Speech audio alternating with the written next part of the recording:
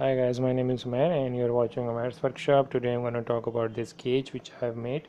Its size is 1 feet by 1 feet and the width is 16 inches. It is made up entirely on aluminium. It is weatherproof, waterproof, and it is very sturdy and it doesn't get rust and it is easy to clean.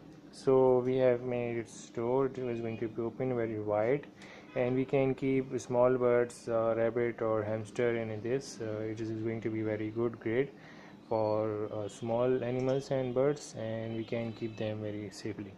And also I already have made wooden one. If you haven't seen that, it will be in the last end screens or in the link upper side. So in the next video I will be making a PVC gauge which will be very easy, better than these wooden, and because we wouldn't be need any kind of special tools for them. So if you want not to miss that video as well, please subscribe for that video so you won't miss out. So if you want to make this cage as well, there will be a upper link. The link might be upper here or in the end.